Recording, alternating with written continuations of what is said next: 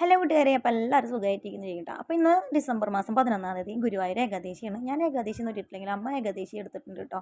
അപ്പോൾ അമ്മയ്ക്ക് വേണ്ടിയിട്ട് പുഴുക്ക് ഉണ്ടാക്കുകയാണ് കേട്ടോ രാത്രിക്ക്. അപ്പോൾ ഇതേനാ നല്ല പോലെ എനിക്ക് പ്രശ്നം ചൊറിച്ചിൽ വന്നു കേട്ടോ. കൈ എന്താണെന്ന് അറിയണില്ല. അല്ലെങ്കിൽ കാവത്ത് നിന്നൊക്കെ ഇങ്ങനെ ചൊറിച്ചിലൊന്നും വരാറില്ല. പാപ്പൻ്റെ അവിടെ നിന്ന് പറഞ്ഞതാട്ടോ ഒരു കഷ്ണം കാവത്ത്. അങ്ങനെ അതൊക്കെ നന്നാക്കി ഞാൻ വേവിക്കാൻ വെച്ചു.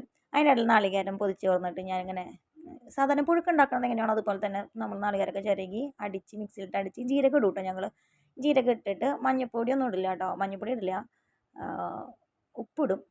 ഇതാണ് കേട്ടോ ഈ വിഭവത്തിൻ്റെ സ്പെഷ്യൽ. അല്ലാണ്ട് വേറെ ഒന്നും ഇടില്ല. അമ്മ ഇടയ്ക്ക് പറയാം വെളിച്ചെണ്ണ ഒഴിക്കുന്നത്, പക്ഷെ ഞാനത് ചെയ്യാറില്ല കേട്ടോ ഞങ്ങളുടെ നാട്ടിൽ.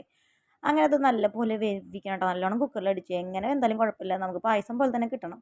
അങ്ങനെ അത് നല്ലപോലെ ഈ അരപ്പൊക്കെ അരച്ചത് ഒഴിച്ച് നമ്മൾ അടുപ്പത്ത് ചെന്നുകൊണ്ട് വറ്റിച്ചു. പിന്നെ ഞാൻ ടേസ്റ്റ് നോക്കിയിട്ടാണ്, അപ്പോൾ വലിയ കുഴപ്പമൊന്നുമില്ല എനിക്ക് മനസ്സിലായി. അപ്പോൾ പിന്നെ ഉണ്ണികളൊക്കെ വിടിച്ചിരുത്തി ഉണ്ണികൾക്കൊക്കെ കൊടുത്തുവിട്ടാൽ പിന്നെ പരീക്ഷ നടക്കണ കാരണം അമ്പാടി പഠിപ്പാണ്, വലിയ പഠിപ്പാണ് കേട്ടോ. അപ്പോൾ അതാണ് വിശേഷം. Thank you.